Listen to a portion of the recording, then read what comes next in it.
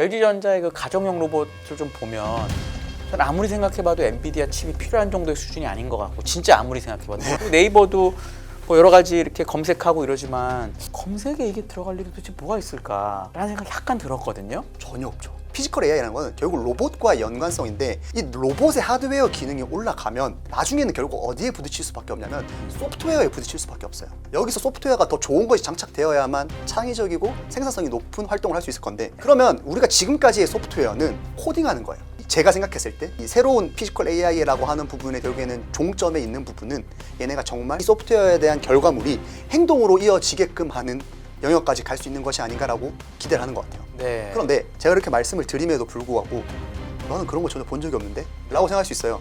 그게 그만큼 아직 가시화가 안 됐어요. 워낙 중국에 좋은 이제 휴머노이드 기업들이 많잖아요. 일론 머스크도 중국 거 써야 된다 이런 얘기 자꾸 하는데, 중국하고 직접 붙었을 때 경쟁력은 얼마나 우리가 유지할 수 있다고 보시나요? 그 태양광 패널이 많이 생각이 나요. 아이고야. 왜 이걸 생각이 난다라는 말이 이쪽으로 갈 것이라는 말이 아니라,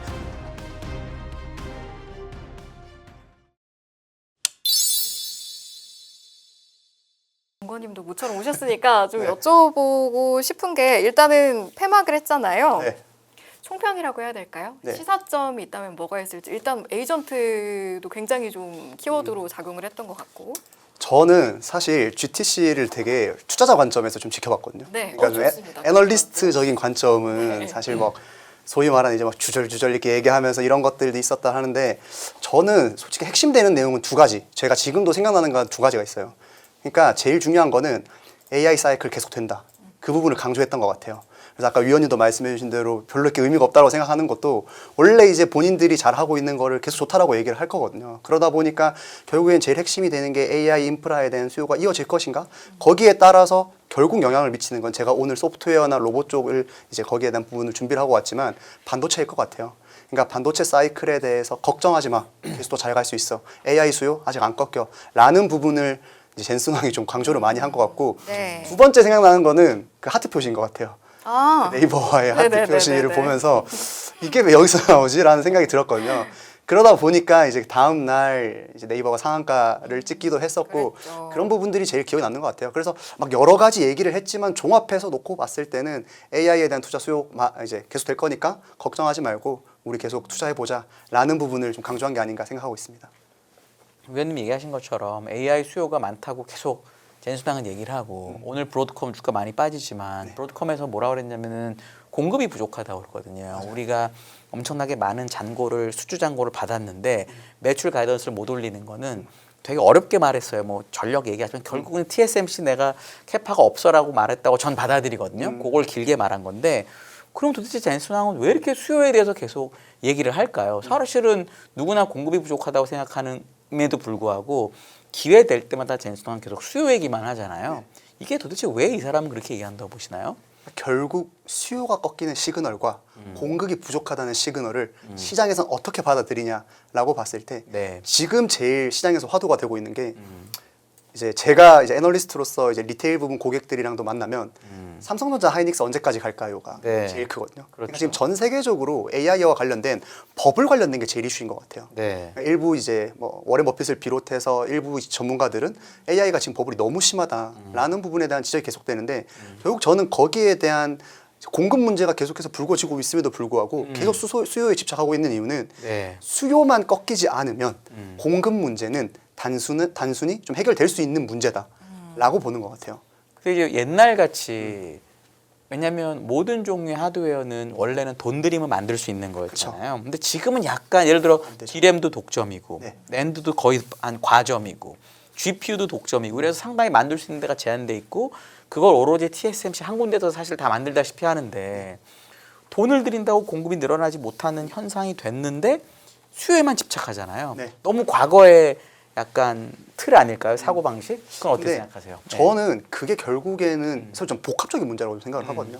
그러니까 사실 공급적인 부분에서 말씀해주신 그런 장비의 문제도 있지만 인프라 문제도 굉장히 심각합니다. 그러니까요. 전력 인프라 공급이라든지 부지 선정이라든지 환경 관련된 문제뿐만 아니라 이럼으로써 공급이 부족해진다라는 것은 기정사실입니다. 네. 그런데 그럼 여기에서 우리가 이제 한 단계 더 나가봐야 되는 게 저는 AI 서비스에 대한 생각도 해봐야 될 것 같아요. 그러니까 우리가 너무 AI와 관련해서 AI 하면 최근에는 서비스를 먼저 떠올리는 게 아니라 인프라 쪽에만 너무 초점이 맞춰져 있는 것 같아요. 그런데 우리가 은연중에 간과하고 있는 게 AI 서비스 침투율이 저는 매우 높아졌다고 생각을 해요. 제가 아직까지 기억나는 게 2022년 11월에 챗GPT가 처음 등장했을 때 굉장한 충격을 받았었거든요.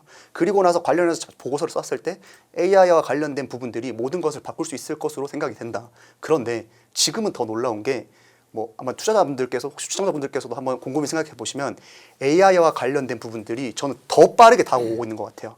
그러면 지금 더 빠르게 다가오고 있는 부분들이 더 이상 브레이크가 고장난 A톤 트럭처럼 계속해서 서비스 퀄리티가 많이 높아지고 우리 삶에서 빠질 수 없는 그런 틀 쪽으로 많이 갈 거라고 예상이 된다라고 했을 네. 때는 공급 관련된 부분들이 문제가 있다라는 거는 이제 이거를 해결해야 될 문제인 거지. 그렇죠. 전체적인 부분에서 놓고 봤을 때 방향이 바뀌는 건 아니죠. 그러니까 공급이 문제가 발생이 됐다라고 해서 우리가 여기에 대한 방향성이 바뀐 게 아니라 이런 거죠. 이 문제를 어떻게 해결할 것인가에 대한 초점이 맞춰진다라는 거지. 여기가 막혔으니까 우리 다른 우회로로 가자. 가 접근이 아닌 것 같아요. 그리고 수요를 걱정할 필요가 전혀 없는 거 아닌가요? 그렇게 그렇죠. 말씀. 그런데 여기에서 어떤 말들이 나냐면 공급이 많아지는데 거기에서 이제 나오는 문제는 뭐냐면 실적이 안 좋아지고 이런 부분들에 대해서 네. 이거 혹시 수요가 꺾인 거 아니야? 그런 퀘스천 마크들이 계속 나오기 마련이거든요. 어. 그리고 거기에 이제 조금 저도 이제 그 우려를 조금 한 단계 더 첨언해서 말씀을 드리면 AI 서비스에 대한 수익화가 아직까지 좀 모자란 것 같아요. 꽁대로 쓰고 있다 이거죠 우리가 거의. 싼 가격에 쓰고 있다는 거죠. 네, 네. 그러다 보니까 야, 결국엔 이게 만약에 정말 양질의 성장이 되려면 AI 서비스에 대한 수요가 늘어남과 동시에 수익화까지 만약에 이루어졌다라고 하면 더욱더 이 사이클이 전 더 탄탄해졌을 거라고 보거든요. 네. 근데 서비스에 대한 수익 없이 서비스에 대한 만족감은 높아지고 있는데 지금 거기에 대한 공급이 여기서 병목 현상이라니까 여기서 아 이거 지금 너무 병목인데 우회해야 되는 거 아니야? 근데 야 이 방향성은 맞다니까. 라는 수요는 부분에서. 돈도 못 버는데 계속 공급해야 돼 이런 것도 되겠네요. 그렇죠. 근데 알겠습니다. 저는 아마 네. 이 논의가 단기간에 끝날 수 있을까? 그렇겠죠. 예, 그 단기간에 끝날 수 있을까? 다시 얘기하면 젠슨왕이 나와서 그런 얘기를 하는 것 자체가 걱정하지 말라는 시그널을 몇 번이나 더 줄 것 같아요. 네. 그런데 여기에서 지금까지 있었던 이벤트를 틀어버릴 만한 어떤 이벤트가 발생하지 않는다면 그렇다라고 하면 이 수요를 이 지금 부분을 꺾을 수 있을까? 사실 그건 저도 의문입니다. 네.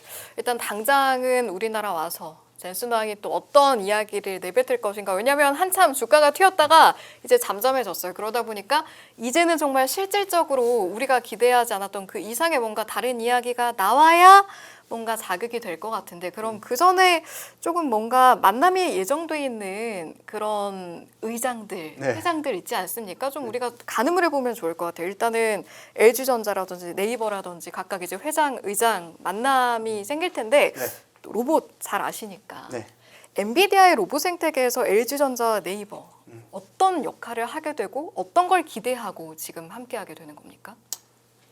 전 솔직히 말씀을 네. 드리면 아까 유현님이 약간 근데 만나는 게 의미가 있나? 아, 큰 의미가 없다. 그러니까 약간 그건 있어요. 깐부 회동. 네. 이게 저희가 시장에서 이걸 긍정적으로 반응하는 이유는 제 개인적인 생각입니다만 지난해 그 깐부 회동 이후에 두 회사의 주가가 좋았어요. 많이 좋았죠. 네. 그러면 그 두 회사가 깐부를 맺었기 때문에 정말 좋았느냐? 원래 좋았으니까 이제 엔비디아 젠슨왕이 만난 거예요. 얘네 좋아질 것 같은데? 젠슨왕도 그걸 보고 만났다고 저는 생각을 해요. 그리고 나서 주가가 올랐던 거죠. 그리고 나서 그 사진이 주는 임팩트도 저는 강했다라고 생각을 합니다. 그리고 시장은 학습을 한 거죠. 다음번 깐부는 누가 될 거야? 그렇게 봤을 때 이번에 말씀해주신 LG 쪽 이제 LG전자 쪽 LG 그룹의 이제 그 회장님이랑 네. 이제 이해진 의장 이제 창업자분이랑 이제 다 만난다고 하니까 시장이 먼저 반응을 했어요. 그러면 그 앞에서 만났던 깐부들과의 차이점은 이 회사들이 원래 좋아지는 흐름이 이어질 수 있는 건가를 좀 봐야 된다고 생각을 하거든요. 그래서 만났을 때 결국 이게 누굴 만날 거라고 기대하는 거는 전 이미 주가에 반영돼 있다라고 보고 있어요. 네. 이미 만난다는 기사가 뜨면서부터 LG그룹이라든지 네이버 쪽도 그렇고 주가 전 상당 부분 반영돼 있다고 생각을 하거든요. 네. 그럼 이젠 중요한 이슈는 뭐냐면 만나고 나서의 발표예요. 그러니까 어느 정도 예상되는 부분들은 있어요. 뭐 특히 제가 이제 커버하고 있는 네이버 같은 경우에는 뭐 그러니까 지난해 이미 26만 장 GPU를 공급하겠다라고 우리나라에서 이제 공급하겠다라고 한 다음에 그 중에서 6만 장을 네이버에게 주기로 얘기를 했었습니다. 네. 그러니까 만약에 그것과 연관된, 그러니까 그것의 연장선 수준의 발표라고 한다면 네이버 주가는 탄력을 못 받을 수도 있어요. 그러니까 그러다 보니 네이버가 상한가 치고 난 다음에 사실 좀 힘없이 좀 주가가 빠지고 있는 모습을 실제로도 보이고 있거든요. 그러니까 거기에 대한 저는 시장의 우려라고 생각을 해요. 네. 그러다 보니까 만약에 시장에서 전혀 기대치 못한 그런 이벤트들을 발표한다라고 했을 때 예를 들면 실제로 제일 많이 얘기하고 있는 게 피지컬 AI 관련해서 네이버도 거기를 강조를 하고 있잖아요. 실제로 피지컬 AI 관련해서 엔비디아와 네이버 간의 어떤 직접적인 계약 얘기라든지 공급 얘기라든지 서비스 공급이라든지 이런 부분들이 가시화가 된다라고 하면 전 다시금 네이버 주가가 단기에 크게 반등할 수 있다라고 생각을 하거든요. 네. 그런데 만약에 정말 그냥 우리 정말 협업 잘하기로 했어요. 뭐 MOU 맺었는데 뭐 GPU 공급하기로 했어요. 정도의 수준이라고 하면 결국 다시 돌아가서 네이버 주가가 연초 이후에는 그러니까 연초가 아니라 최근 몇 년간 부진했던 모습을 보이고 있잖아요. 그 발목을 잡았던 것을 벗어나기에는 좀 동력이 부족해지지 않을까라는 우려도 좀 있습니다. 그러니까 지금은 어떻게 보면 주가 차원에서 어떤 이야기가 추가로 더 나와야 진정 주가를 움직일 수 있는가 이걸 짚어주신 거고 실질적인 이야기 아주 많이 궁금하실 텐데 잘 설명을 해주셨고요. 그럼 본질적으로 들어가서 사실은 이제 AI에 대한 전반적인 걸 영향력을 내가 가져가겠다라고 하는 엔비디아가 일단 우리나라를 언급하면서 지금 또 주목이 되고 있는 게 우리나라에서 굉장히 적용해보고 테스트해볼 수 있는 여건이 산업이 많이 준비가 돼 있다라는 이야기잖아요. 그런 측면에서 LG전자와 네이버는 그럼 어떤 역할을 하게 되는 것이냐 이것도 좀 본질적인 이야기도 한번 짚어주시면 좋을 것 같습니다. 그러니까 결국 네이버도 그렇고 LG전자도 그렇고 AI 서비스들을 어떻게 확대할 수 있는가에 대한 새로운 방향성을 제시해주는 것에 대한 기대감이 있다고 생각하거든요. 네. 그러니까 엔비디아 입장에서는 이미 AI 데이터 센터에 대한 수요 말 안 해도 알아서 그러니까 이제 충분히 이제 커버를 해줄 수 있을 것 같은데 문제는 이 다음 스텝에 대한 부분도 고민을 해야 돼요. 그래서 엔비디아는 우리가 항상 AI 데이터 센터에 대한 그런 좀 인프라 확충에만 시장에서 몰두하고 있는 것과 반대로 상당히 다양한 분야에서 이 부분을 투자를 많이 하고 있거든요. 그러니까 그중 하나가 피지컬 AI인 것 같아요. 그러니까 지금 로봇 관련해서 국내에서 굉장히 핫한 부분들이 많은데 지금까지 로봇 시장이 떠올랐다는 거는 전 개인적으로 하드웨어에서 성장이라고 생각하고 있습니다. 그러니까 하드웨어 퀄리티가 높아졌어요. 그러니까 뭐 영상 같은 거 이제 보시면 갑자기 애가 막 뛰어다니는 거, 뭐 백덤블링을 한다던가 그게 최근 몇 년간의 어떤 그런 비교 같은 걸 보면 하드웨어에서 기술 발전이 엄청나게 이루어졌었거든요. 그런데 엔비디아 측은 그렇게 말하는 거예요. 하드웨어 측의 기술 발전은 이제 오케이. 뭐 앞으로 계속 해주겠지. 이제 소프트웨어의 발전도 있어야 되는 거 아니겠어? 그럼 소프트웨어 발전을 하드웨어 안에 좋은 소프트웨어를 탑재하는 게 아니라 뭐 예를 들면 이제 AI 디바이스처럼 그러니까 자체적으로 AI 서비스를 탑재를 한다든지 혹은 이제 그 클라우드처럼 클라우드 서비스를 통한 AI 서비스를 넣는 그런 방식의 새로운 AI 서비스 수요를 밀어붙일 것으로 저는 생각을 하고 있어요. 그러니까 그런 측면에서 네이버와 LG전자가 미고 있는 이 피지컬 AI와 일맥상통한 방향이 아닌가 생각을 하고 있어요.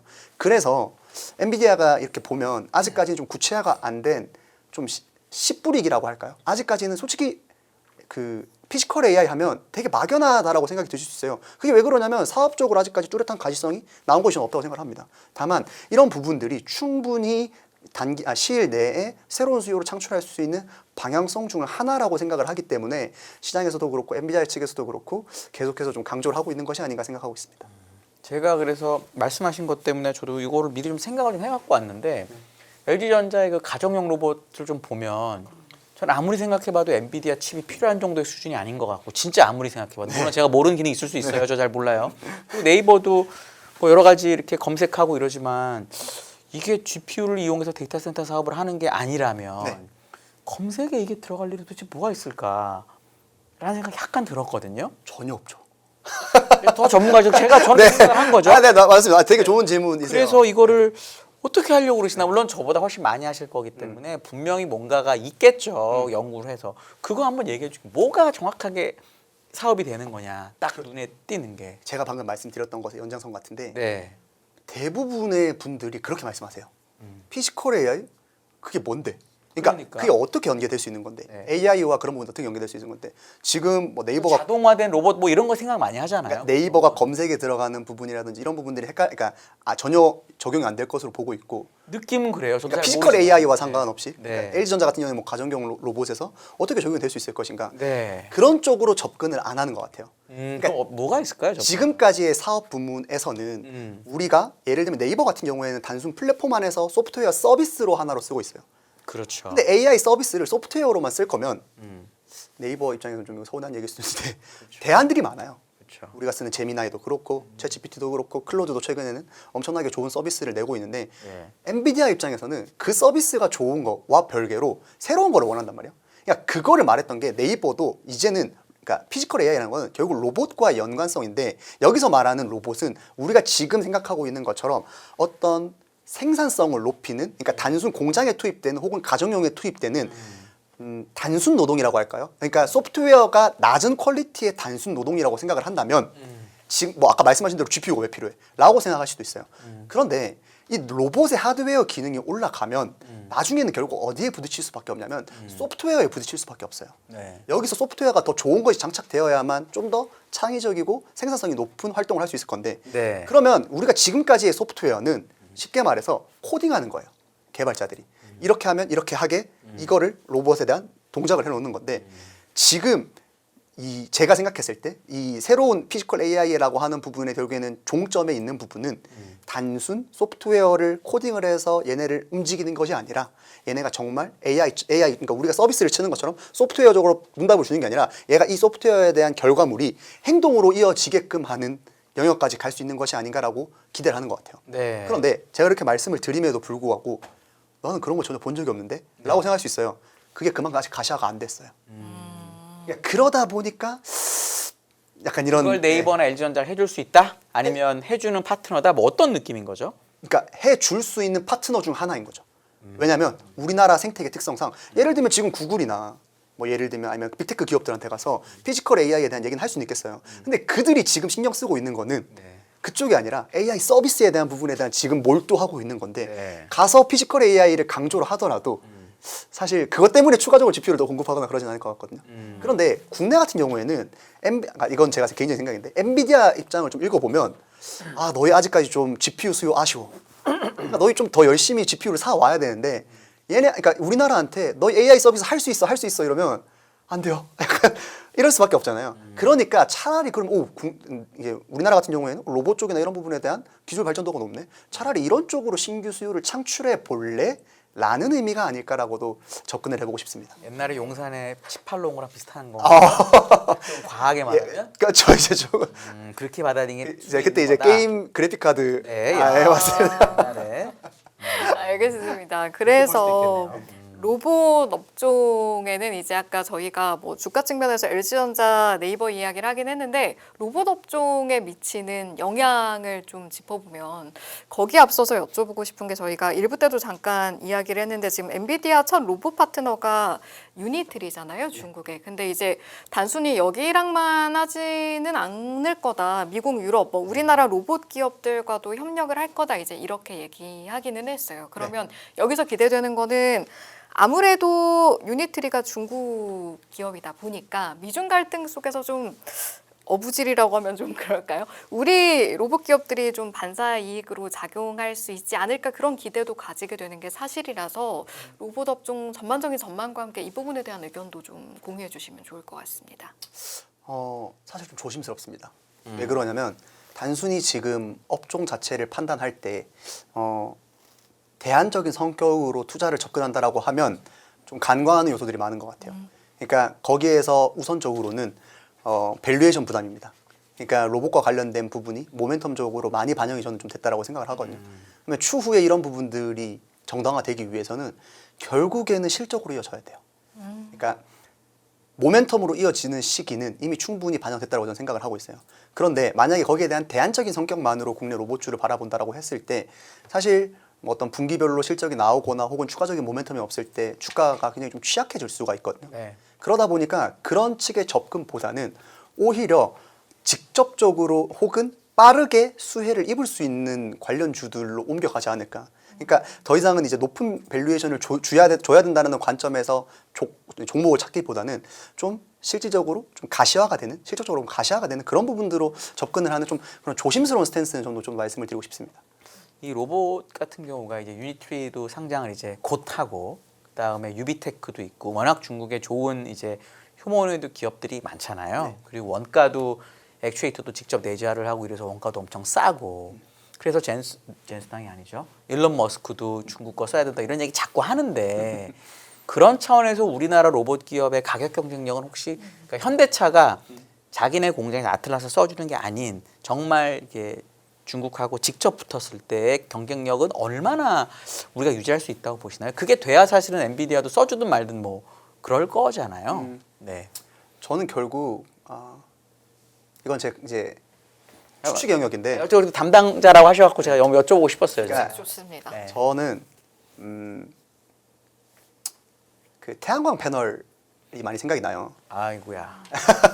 그러니까 왜 이걸 생각이 난다라는 말이 이쪽으로 갈 것이라는 말이 아니라 그렇게 가지 않기 위해서 필요한 영역들을 봐야 되는 건데 결국에는 중국이라는 국가를 보면 이 중국이라는 국가는 되겠다라고 하는 산업에 천문학적인 투자를 들어가고 물량 공세로 사실상 찍어 누르는 영역으로 들어가잖아요. 대표적으로 태양광 패널 쪽도 그렇고 전기차 시장도 저는 그중 하나라고 살펴보는데 그렇게 됐을 경우에는 우리나라가 역사적으로 찍어 누르기가 힘들었어요.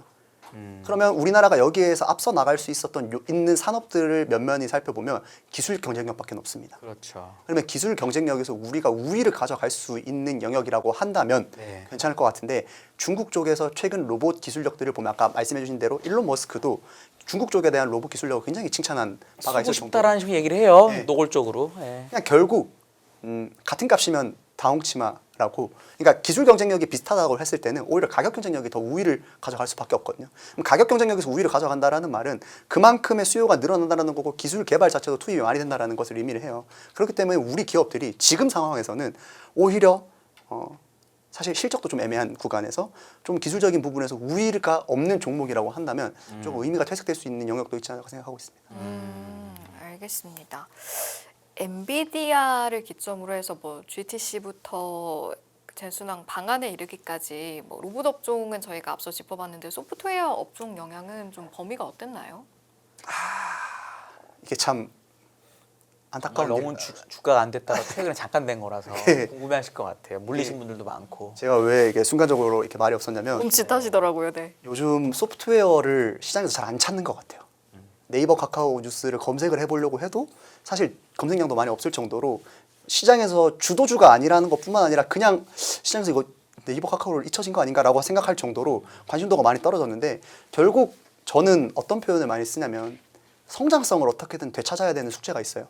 네이버도 그렇고 카카오도 그렇고 아니 네이버 카카오 둘 다 영업이익만 실적만 놓고 봤을 때는 꾸준히 우상향하던데 왜 그런 식으로 말을 하느냐. 사실 우리가 네이버 카카오에게 원했던 그림은 이익 성장률이 아니라 외형 성장률이거든요. 그러니까 매출액 성장률. 그러니까 과거에 온라인 플랫폼에 대한 점유율, 그러니까 침투율이 낮았을 때는 그런 부분에서 굉장히 넓게 이렇게 가져갔어요. 특히 코로나 시점 때. 근데 주가가 엄청 좋았던 거죠. 그런데 그 이후에 지금까지 그 시점을 지나고 주가 하락 기간이 지난 지금까지 어떤 새로운 성장 동력을 찾았느냐라고 했을 때는 퀘스천 마크가 붙을 수밖에 없어요. 그래서 국내 시장에서도 전문가분들은 늘 뭐라고 말씀을 하셨냐면 AI 쪽에서 탈출구를 찾아야 된다.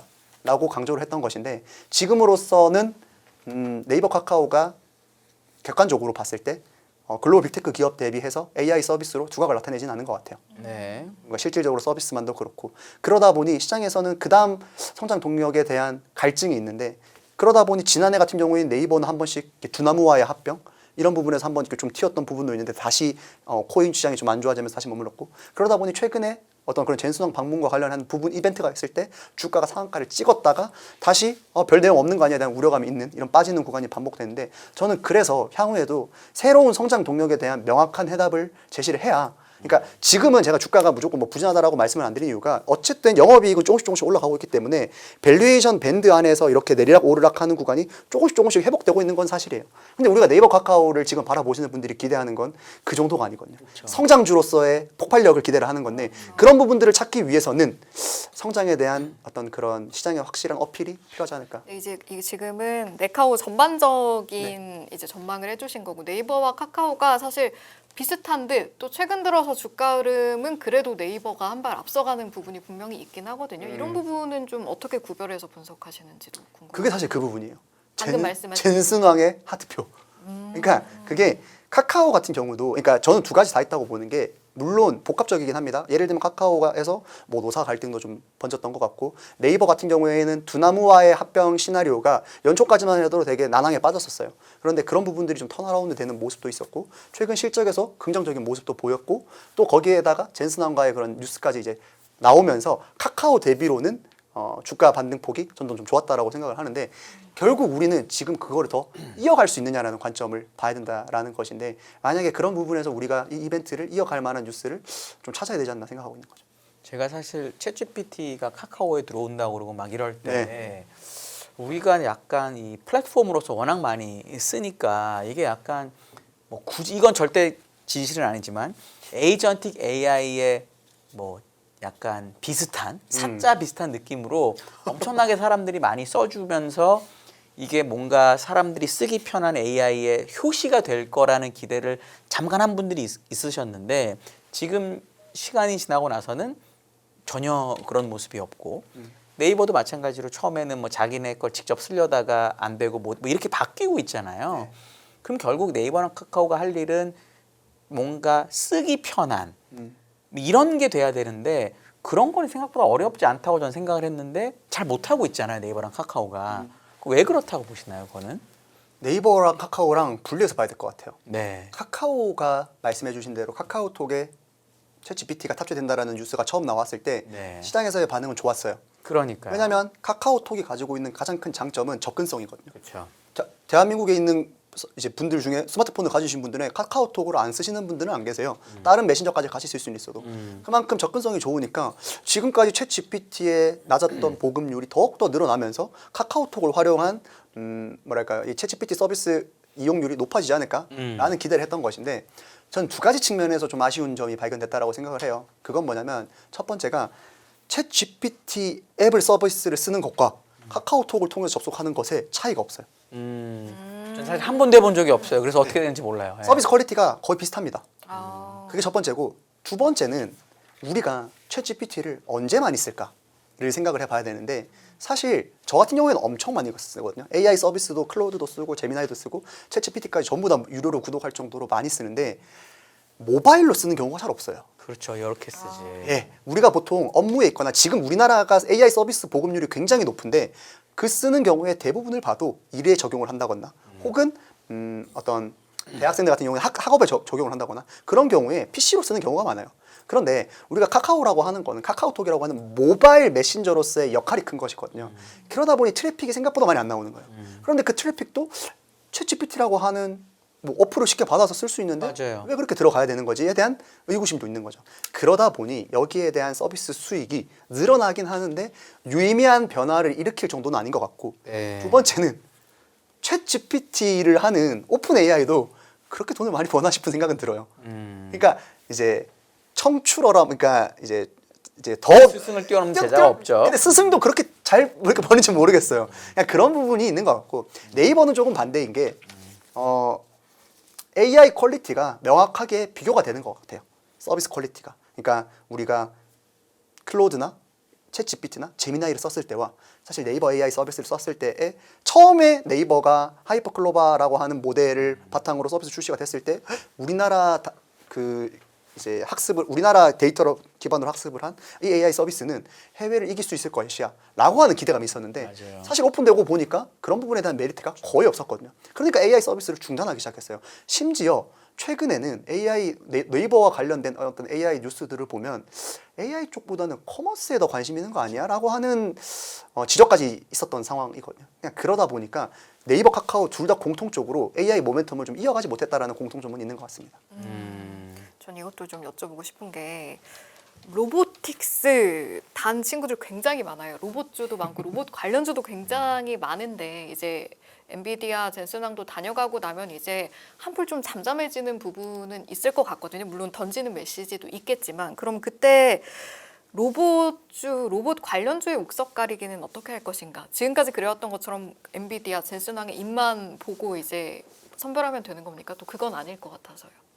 아니죠.